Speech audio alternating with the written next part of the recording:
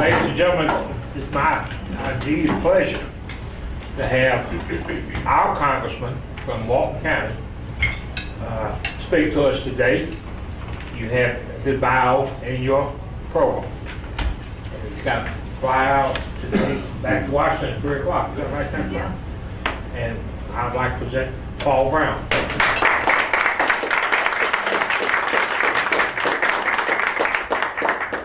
Guess I need to come up here this end since the camera's focused down this way.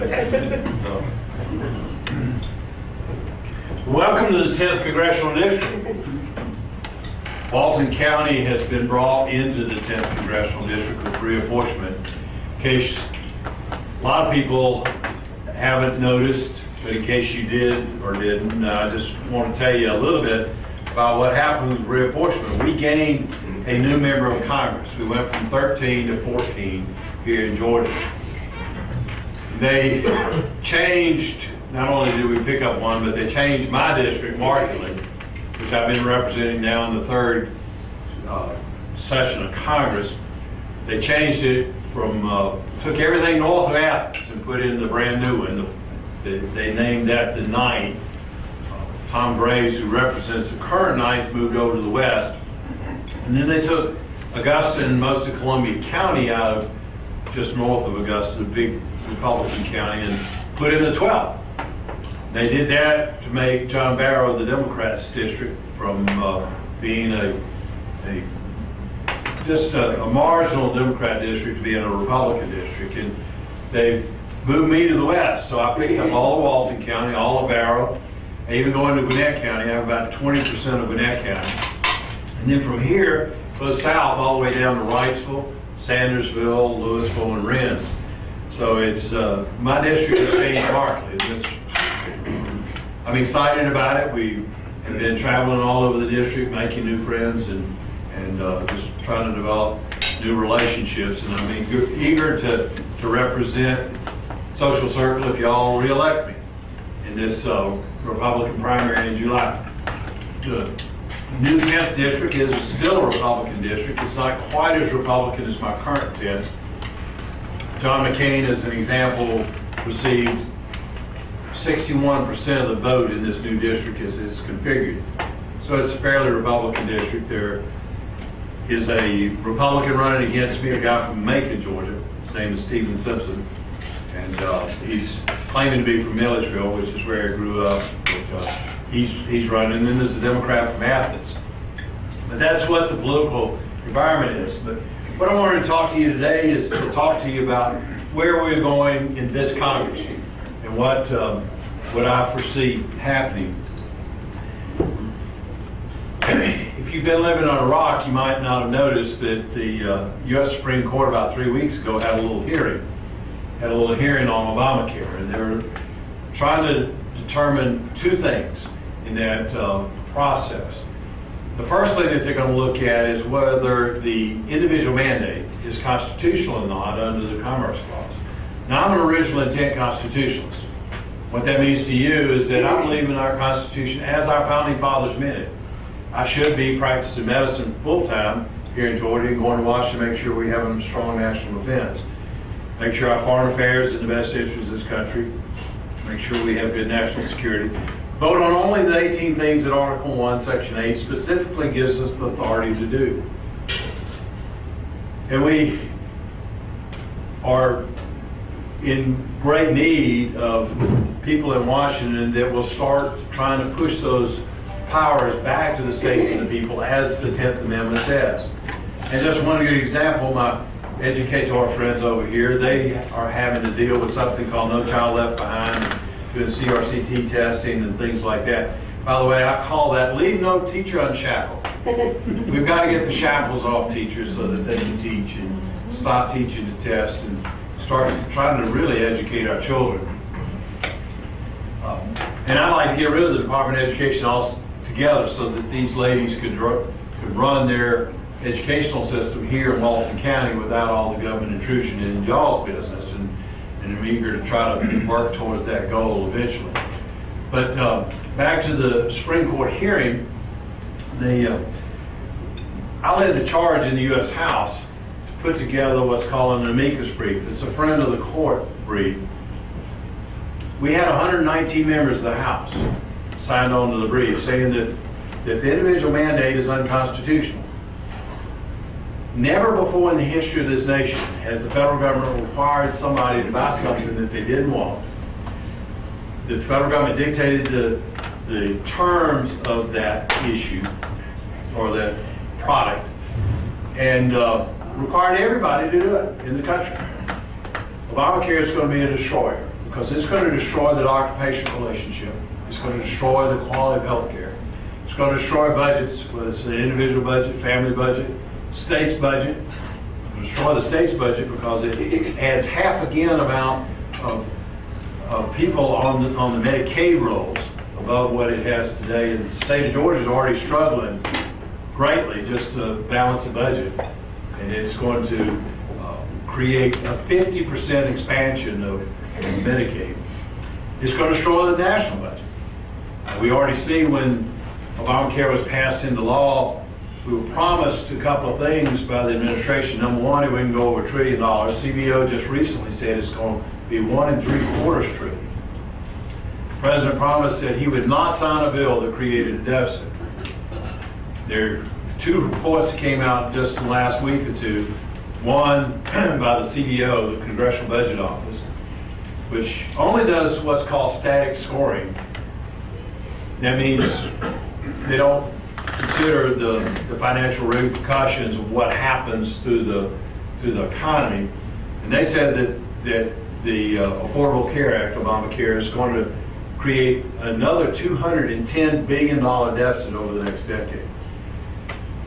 One of the trustees for the Medicare fund said it's going to cost $340 billion of more deficit spending.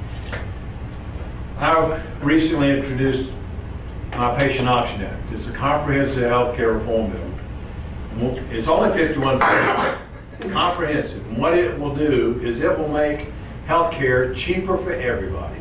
It provides coverage for all Americans and will save Medicare from going broke. In fact, FreedomWorks, one of the big national grassroots organizations, has embraced it and said it's the best health care reform plan that is out there altogether. Heritage Action, which is the political arm of Heritage, has recently promoted it. They even reprinted what FreedomWorks did. So we are promoting my Patient Option Act, which will literally lower the cost of health care for everybody in this country.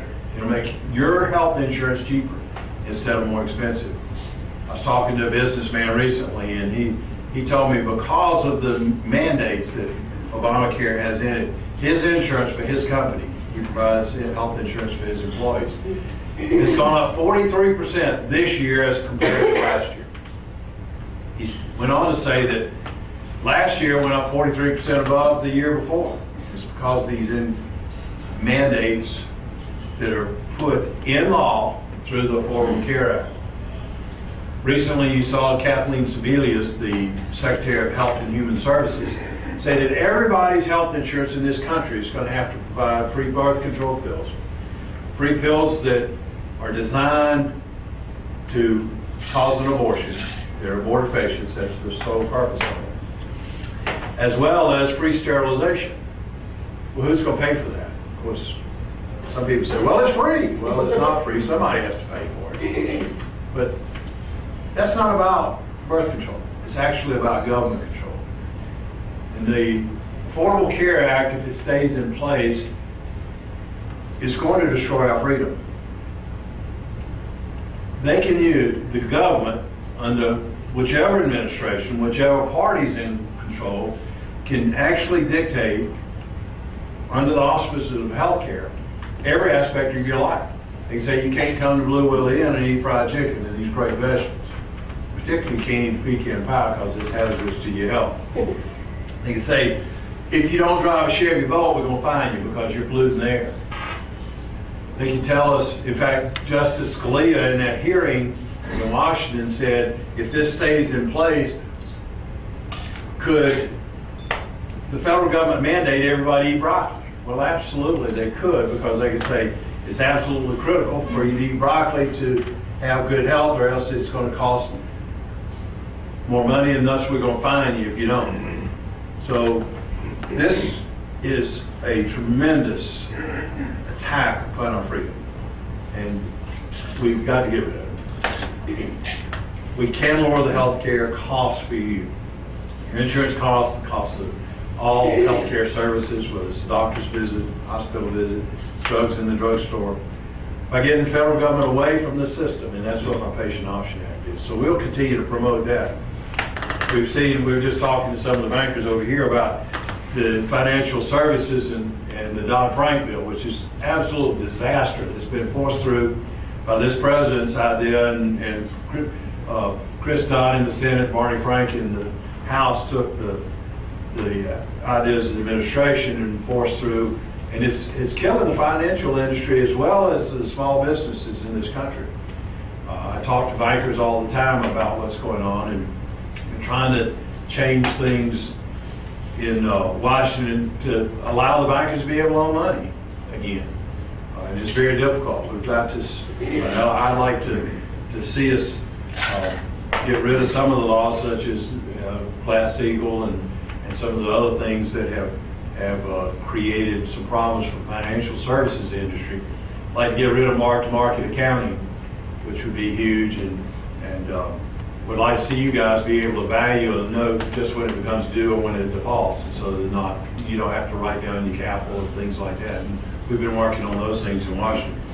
Just this week, on Thursday, we're going to vote on a bill that will lower taxes by 20% to small businesses. And it doesn't matter what kind of business you are, whether you're a type C corporation or type S corporation. It's geared towards trying to develop jobs, a stronger economy. Every effort that we've made in the House, we've passed over 30 bills in the House that would create over 1 million new jobs in the private sector. We passed 3 through my Natural Resources Committee that would absolutely open up our developing the God-given energy resources off the coast, in the Gulf, in Alaska, as well as the continental United States, would lower your gas costs. But the president made a speech, televised national speech, where he said he wanted to see gasoline prices at the same level it is in Europe, $8 to $10 a gallon. And it's not fair. It's not fair to the poor people and people on limited incomes, our elderly. In fact, to quote the president, he said his policies are going to, quote, necessarily skyrocket, unquote, the cost of energy here in this country. And every effort we've made in the House to try to develop those God-given resources have been thwarted by Harry Reid and the administration. In fact, back to the 30 bills, we passed 30 bills in the House that create over 1 million new jobs, get our economy going. Harry Reid throws them in the trash can. You can't get them going in. So Harry Reid has been the obstructionist to creating a stronger economy and lowering the cost of all of our energy sources. So those are the things that we're doing and the things that are big on our agenda. I said vote on Thursday because I think that's going to be huge, at least for the House. The House is trying very hard. But Harry Reid, like I say, throws in the trash can every good bill that we passed. We did get one through. It was Eric Cantor, our majority leader's jobs bill. It's actually his jobs bill just combined a number of bills that other members have produced. His jobs bill is an acronym that stands for, the acronym is Jump Starting Our Business Startups.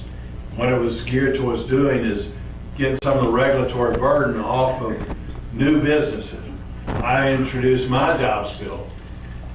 Mine is an acronym also for Jump Starting Our Business Sector.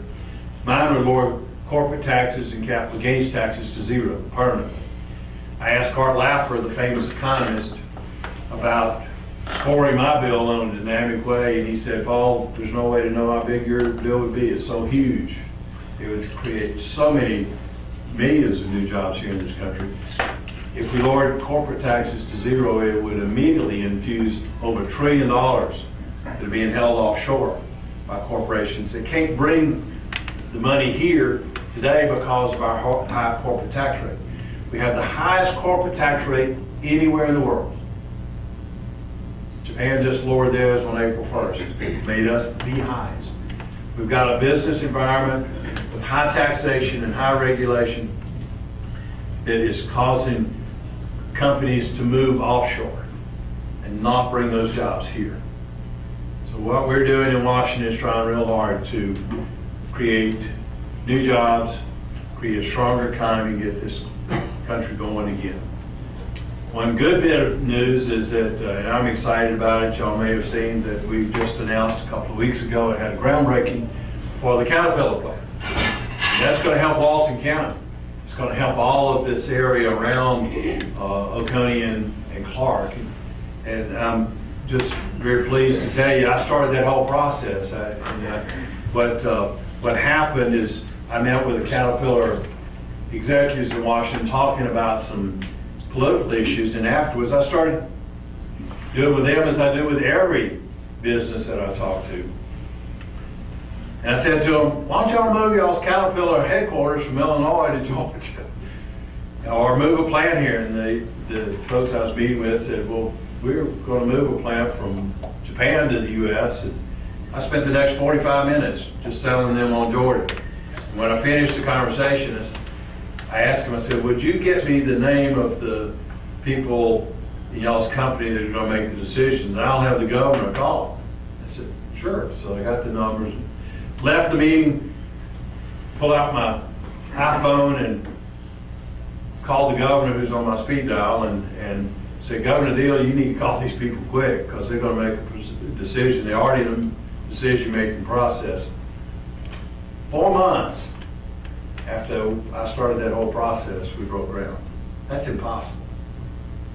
And we had to deal with 2 counties. We had, in particular, Athens and Clark County, with, of course, their political philosophy is a whole lot more liberal than Oconee County, where I live. It's political philosophy, but Melvin Days, chairman of the county commission in Oconee County, and Nancy Denson, who's been a great pro-business mayor there in Athens, worked together. And 4 months later, we broke ground for Caterpillar. Got several other businesses that I'm working with, and the governor's working with some other businesses, and hopefully we're going to make some announcements very soon. We'll keep working to try to build jobs and a stronger economy here in Georgia, and we've just got to get this economy going, and that's what's going to get the country back on the right course. And then from the regulatory perspective, we've just got to stop spending money in Washington that we're doing today and start getting the regulatory burden as well as that tax burden off the business industry so we can have a strong economy. And said all that, I'd be glad to answer questions. And Paul, I don't have my lot, so if you would kind of tell me. I know, I'm a Rotarian, I belong to the Oconee Rotary Club. Let me invite y'all to come to our club if you need a makeup. We meet in Watkinsville on Tuesday mornings at 7 a.m. We were the first breakfast club in the state of Georgia, but it's in the city. If you come off or go off on 441, it's right there at the city hall. So, Have y'all ever had a visitor? even makeup. Yes, sir. How will your health care bill reduce costs?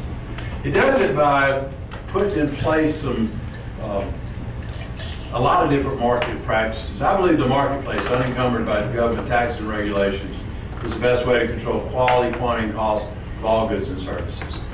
And so I took that philosophy to writing the bill. And what we did is we allowed you to buy health insurance anywhere in the country, which is absolutely critical. And in fact, under the Commerce Clause of the Constitution, the purpose of the Commerce Clause was not for the federal government to control commerce, but was to expand it, to allow it to occur. In fact, if you look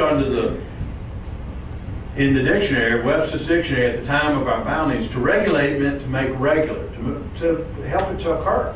And that was the purpose of the Commerce Clause. So when we cannot buy health insurance across state line, it flies in the face of that original intent of the Commerce Clause. Never was it meant for the federal government to be able to control commerce. And I've already mentioned I'm an original intent constitutionalist. So I opened the commerce up. So your insurance agent can look, are you in the insurance business? Financial services. Okay. Well, your insurance agent can look anywhere in the country and find the best policy, and this will open up the possibilities of insurance companies competing. They don't have the monopoly that they have today, so it's going to solve a lot of the problems that we have with insurance companies due to the monopolies. So you can buy health insurance anywhere in the country. Second thing is anybody could join an association, a business or an individual could join an association, have multiple insurance products with huge pools so that you spread the liability across a huge number of people. So that every single individual's insurance cost would be a whole lot less. You'll have a whole lot of different insurance policies that you could purchase. It also, a bill also makes all insurance 100% tax deductible for everybody, which means that you don't have to buy your health insurance or have your health insurance provided by your employer, which will help stop some of the portability problems. But what this does is it allows everybody to be able to just go into the marketplace and buy insurance. It expands health savings accounts, up to $10,000 contribution a year of a health savings account. The individual controls their own health savings account. It's not one of this use it, lose it type situations. It would allow that health savings accounts to be turned over into an estate when somebody passes away. So it could be like almost like an indemnity plan. So it creates a much greater marketplace and with a whole lot larger pools of individuals, and you'll have all those market pressures to drive down the cost. And then you can buy health insurance without all these government mandates on it, which means it's going to be a whole lot less expensive also. Yes, sir. I thought you were going to be for fair tax when you said no corporate tax, but I hear tax reduction, so you're not quite fair. Well, no, I'm a strong fair tax supporter, but if we pass fair tax, that would be a negligible piece of my legislation. But the problem, we wrote it under the auspices of still having our tax system. We've got to have tax reform, and there's no question about it. And I'm a very strong supporter of the fair tax. The question is not about how they get their taxes, whether it's from flat tax, fair tax, current tax system, or reformed current tax system. The real answer is how much money we spend. We've just got to stop spending money. In fact, I believe if 10% is good enough for the Lord, it ought to be good enough for Uncle Sam. But the only way we can get there is by cutting down the size and scope of government and going back to the Constitution of limited government as the founding fathers meant for it to be. The reason we put in the 100% tax deductibility, most people get their health insurance through their employer. And it's because of tax law that was put in place during World War II. During World War II, the Congress made it so that a company could offer health insurance to an employee as a tax-free benefit. And then it's a regular business expense for the employer. So he's not having to pay taxes on that money. With my piece of the health care bill, what it would mean is an employer could just no longer be in the health insurance provision for their employers. They could just pass the money along, have a fixed cost. So I think it's going to stop managed care because certainly the corporations are going to stop providing the health care and trying to buy it on a capitated basis for their employees as they're doing today through managed care. They just give the money to the employee. And the employee will take that money and go buy whatever kind of insurance is best for them. So that would change the dynamics totally of how health insurance is purchased for the vast majority of Americans. That's the reason we did it that way. You're saying that that money would be given as income to the employee and then they could buy the insurance? That's So correct. it would be taxable income. No, when they buy the health insurance with that money, it would be, Retroactively? it would be that would be a deductible expense, so they would take that off the income tax. So the net tax basis would be the same. Right. Would it be a tax deduction or a tax credit? It's a tax deduction. Yeah. What about, well, I mean, I guess one of my concerns about any health program would be people that are technically uninsurable. And, you know, it's hard work to get insurance if you have a pre-existing condition. And if you leave one job and you try to move into another job after COBRA, it's hard sometimes to get a policy. And I would like, you know, and this probably goes against all your philosophies, but I would definitely think it's some kind of provision that says if you've been with a company for 10 years and paid into their insurance program, what you do now, it's not a free ride anymore. That you should have the ability to extend COBRA with that insurance company that you are currently with as far out as you need to, and give you some slack, because I think there's a gap in there between a lot of people leaving one job at say 65 or 62 or 63 and getting into Medicare at 65 that needs to be addressed. Well, mine does address that. Think about what I was just talking about, the tax deductibility. What happens under my plan is that your employer will no longer provide health insurance. They'll just give you the money, you go buy it yourself. Right. Of whatever you have, so you own it. Yeah. There's no COBRA, no need for COBRA. So It's portable already. You're in with that insurance company and you're in a bigger pool, and so at that point you can continue that insurance policy. If you wanted to purchase into the pool, you could. If you wanted to join an association plan where you'd have a much larger pool than that. What you're saying though is detached from the company, so there is no COBRA because you basically are already in your insurance program. Because you own it. Because you're in, that's fine, I like that. So you own it yourself. And so you don't need to have COBRA anymore. You don't need to have any kind of government mandates anymore. And the thing, my plan actually covers uninsurable in two ways. Number one, the individual can join a big association, so you spread the liability across a whole lot more folks. And thus, it's a whole lot less expensive, so people can afford to buy insurance. Another thing that I do in my plan is I give doctors a tax credit for seeing people who don't have insurance and can't purchase it. I've given away several hundreds of thousands of dollars of my care over 4 decades of practicing medicine. Let me tell you how this works too, because I've talked to a lot of doctors about this, asked a lot of doctors groups. Well, let me just tell you about one.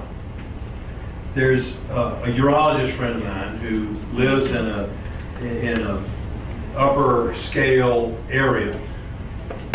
He's in the office 4 days a week. He told me with my tax credit, part of my bill, that what he will do is he'll set 2 days a week of his office. Half of his time, he'll see nothing but people who are uninsured, who can't afford the insurance. So it helps take care of those people who are uninsurable. Also, states all across this country can set up these high-risk pools. I talked to Governor Haley Barbour of Mississippi. They set up one in Mississippi. And what they found is that actually the people who got in their high-risk pool actually the number went down over a period of time because people found their own health insurance as it became more affordable. Colorado has had a very successful state high-risk pool also. So you can set up those things within the state. So we have one in Georgia, but there's a lot of slips, tricks, cup and lip to get in one of those situations. The other thing is if you can address it on these health savings accounts, I think that's a great idea, but they're awkward to use, and the health savings banks start charging lots and lots of fees. Time out. All right. Remember, I said you own the health savings accounts. You manage the health savings accounts. You don't have to put it I can in. go down here to Social Bank and open an account. That's correct. That makes a lot of sense. The one thing you hadn't touched on healthcare that costs so much money is lawsuits. You know, everybody wants to get paid, get hurt, but it needs to be tort reform and losing days. Where do you stand on that? Well, as a physician, I deal with that, of course, but we don't have constitutional authority for federal tort reform. In fact, my colleague Phil Gingrich, who's an OBGYN from Marietta, has HR 5, which is a federal tort reform bill. But remember I said I'm an original intent constitutionalist. But let me tell you, there are 4 questions I ask myself about all legislation. The first one is it right? And we only have one standard of what's right or wrong. That's what our Creator says. So does it fit the Judeo-Christian biblical principles that the nation was founded by? The second question is it constitutional according to the original intent? Third, do we need it? Fourth, can we afford it? If all 4 yes, I vote yes. If one of those answers is no, I vote no. We don't have under the Constitution authority for federal tort reform. In fact, we've created a huge federal criminal justice system that we have no constitutional authority for. Did you know that initially there were only 3 federal felonies? Treason, piracy, and counterfeiting securities and money. 3. All this big federal criminal justice system we have today, which put people actually in double jeopardy, which is unconstitutional. Most of our federal criminal justice system today is unconstitutional, and we need to take that and put it back with the states and the people also. But we don't have constitutional authority for federal tort reform. It should be done on the state's level. Texas instituted tort reform there. We've got doctors moving to Texas because of that. I'm working with members of the General Assembly here in Georgia to try to institute some tort reform here in the state that makes sense, that will literally lower the cost. But tort reform itself has been touted as something that's going to save money. In fact, Dr. Gingrich's bill, HR 5, was scored by CBO as, I can't remember, $53 billion savings over 10 years. I think is the number, but it was huge savings. But it's really not going to save a whole lot of money. It's not going to stop people from demanding MRIs if they have a headache. It's not going to stop doctors from having the pressure, even if they have any liability of doing more tests. The only way we're going to stop it is by having people in the marketplace start saying, do I really need to do this? So we've got to empower patients to decide and get the information from the doctor about things. You see, right now in the current system, where the patient has a very limited financial obligation to any healthcare purchasing, what do? They demand more. And as soon as they start having some economic say in it, they're going to say, doctor, do I really need this CAT scan? Do I really need this MRI? And it's going to change through empowering the patient, we'll have the cost savings. There will be some through tort reform, but not a whole lot.